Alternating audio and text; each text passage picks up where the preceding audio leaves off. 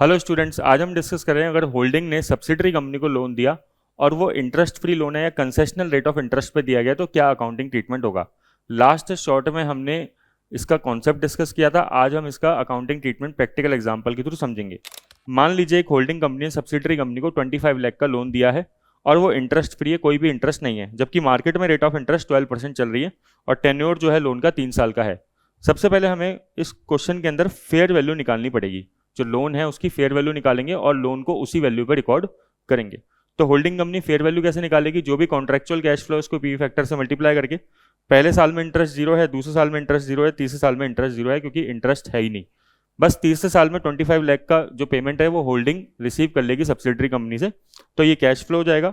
फिर P factor ले लेंगे अपन, मार्केट रेट के हिसाब से चल रहा है 12% के रेट के हिसाब से 1 डिवाइडेड बाय 1.12 इक्वल्स टू तो 0.712 आ गया। तो फेयर वैल्यू ऑफ लोन कितनी आ गई? 17,80,000, 17,80,000। ये फाइनेंशियल असेट्स जो है इस वैल्यू से रिकॉर्ड हो जाएगी। अब लेकिन लोन जो दिया गया है वो 25 लाख का दिया गया है। सबसे इंपॉर्टेंट बात जो याद रखनी है, इन्वेस्टमेंट इन सब्सिडरी नाम से डिफरेंस को दिखाया जाएगा। मतलब होल्डिंग कंपनी बोलेगी हमने तुम्हें 17,80,000 का लोन दिया है और बाकी जो एक्स्ट्रा पेमेंट दिया है एक तरीके से होल्डिंग सब्सिडरी में इन्वेस्टमेंट कर रही है, ना कि लोन दे रही है। तो 7,20,000 का ये डिफरेंस रिकॉर्ड होगा। फिर अमोर्टाइजेशन शेड्यूल बनेगा इंटरेस्ट की इनकम रिकॉर्ड करने के लिए, जैसे हम लोग बनाते हैं। फाइनेंस इनकम रिकॉर्ड होगी, ठीक है। कॉन्ट्रेक्चुअल कैश फ्लोज पहले दूसरे साल में कुछ भी नहीं है इंटरेस्ट के नाम पे, तीसरे साल में भी इंटरेस्ट नहीं है। 17,80,000 का हमने 12% निकाल दिया, फाइनेंस इनकम रिकॉर्ड हो गई। क्लोजिंग बैलेंस इन दोनों को प्लस कर दिया, जो अमोर्टाइजेशन कॉस्ट मेथड में करते हैं वही किया है। फिर इंटरेस्ट की इनकम रिकॉर्ड करेगी होल्डिंग कंपनी हर साल के अंदर, ठीक है ना। फाइनेंस इनकम तो रिकॉर्ड करनी ही पड़ेगी।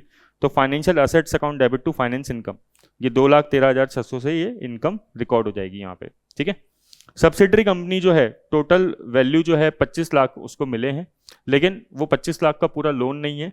लोन तो केवल 17,80,000 का है, जो फेयर वैल्यू हमने निकाली थी बिल्कुल सेम निकालने की रहेगी। जो एक्स्ट्रा पेमेंट मिला है वो इक्विटी नाम से दिखाया जाएगा। सबसे इंपॉर्टेंट बात यही है, होल्डिंग कंपनी जो एक्स्ट्रा पेमेंट कर रही है सब्सिडरी के अंदर वो इन्वेस्टमेंट इन सब्सिडरी नाम से दिखा रही है, और सब्सिडरी कंपनी जो एक्स्ट्रा पेमेंट रिसीव कर रही है उसे इक्विटी नाम से दिखा रही है।